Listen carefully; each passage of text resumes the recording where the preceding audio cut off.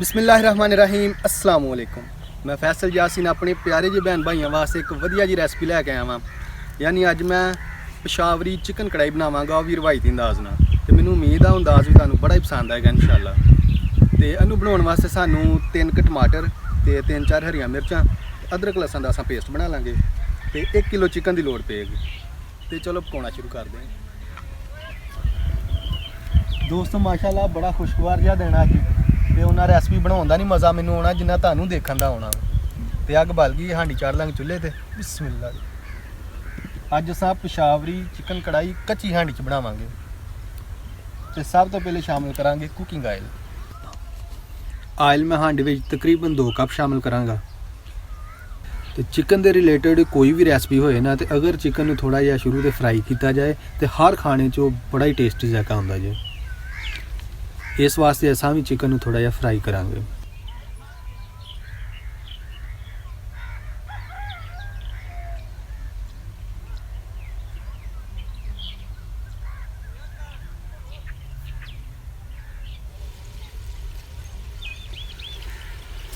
Chicken fry हो गया है तो इनू फ्राई करने का एक होर बड़ा वड्डा फायदा जे कि ये जी कच्चेपन की स्मैल है वो बिल्कुल खत्म हो जाती है।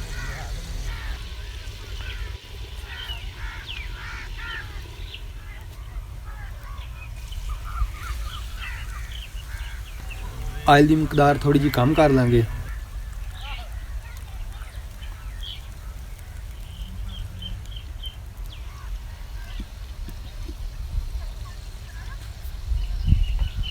हुण असां ऐड कर देंगे अदरक लसन का पेस्ट।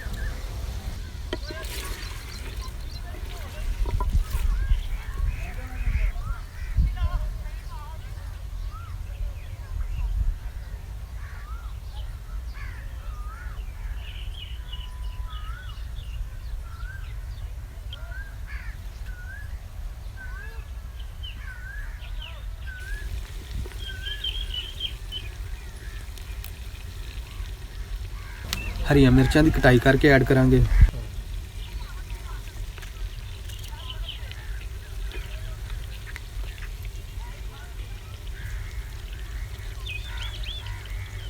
टमाटरां दे भी असां हाफ पीस करके ऐड करांगे।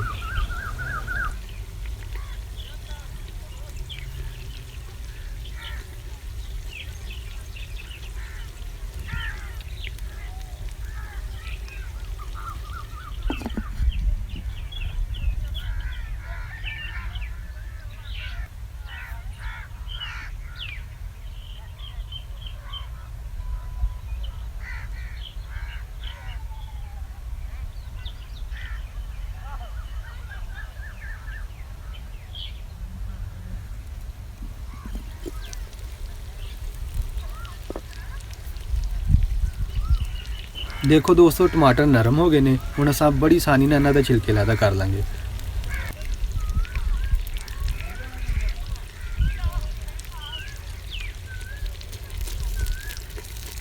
टमाटरां नूं आस्ता आस्ता मैश करते जावांगे ताकि इन्हां दी जिहड़ी ग्रेवी है ना वो डिलीशियस ते टेस्टी बने।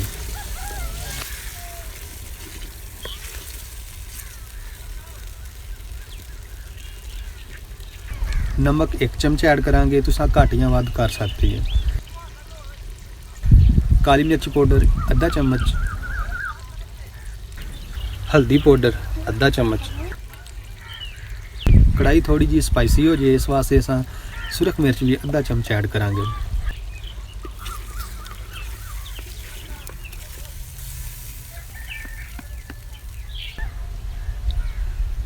तकरीबन आधा कप पानी ऐड करांगे ताकि सारी शैवां अच्छी तरह पक जान।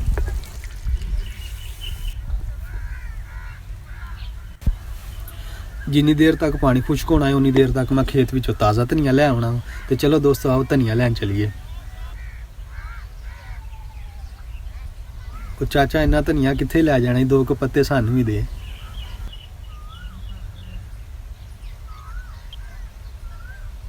ते हरे धनिए नूं साफ कर लांगे।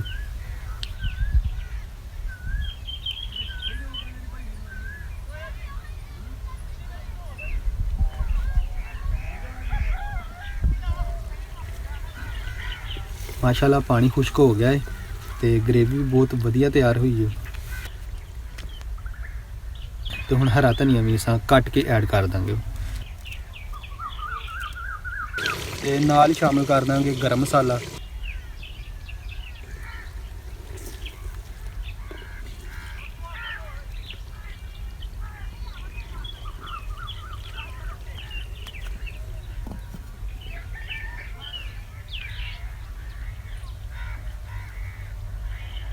ਮਾਸ਼ਾਅੱਲਾ ਜਜ਼ਾਕੱਲਾ ਅਲਹਮਦੁਲਿਲਾ। ਬਹੁਤ ਹੀ ਵਧੀਆ ਤਿਆਰ ਹੋਈ ਹੈ ਸਾਡੀ ਅੱਜ ਦੀ ਪਿਸ਼ਾਵਰੀ ਚਿਕਨ ਕੜਾਈ।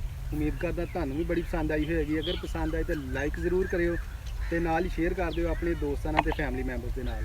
ਤੇ ਜਿਹੜੇ ਦੋਸਤ ਸਾਡੇ ਚੈਨਲ ਤੇ ਨਵੇਂ ਆਏ ਨੇ ਉਹ ਸਾਡੇ ਚੈਨਲ ਵਿਲੇਜ ਫੂਡ 786 ਨੂੰ ਸਬਸਕ੍ਰਾਈਬ ਕਰ ਲੈਣ ਤੇ ਨਾਲ ਹੀ ਬੈਲ ਦਾ ਬਟਨ ਦਬ ਦੇਣ ਤਾਂ ਕਿ ਸਾਡੀਆਂ ਇਹੋ ਜਿਹੀਆਂ ਰਵਾਇਤੀ ਰੈਸਪੀਆਂ ਦੇ ਨੋਟੀਫਿਕੇਸ਼ਨ ਤੁਹਾਨੂੰ ਸਭ ਤੋਂ ਪਹਿਲੇ ਤੇ ਟਾਈਮ ਨਾਲ ਮਿਲ ਸਕਣ। ਬਿਸਮਿਲ੍ਲਾਹਿਰਰਹਿਮਾਨਿਰਰਹੀਮ।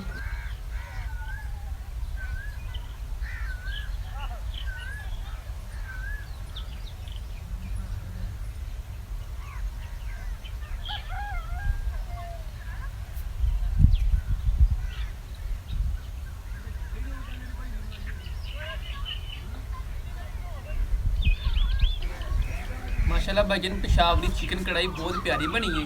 ते अल्लाह पाक तुहानू मेरी भुख लाने सदके बहुत ज़्यादा कामयाबी दे। आमीन।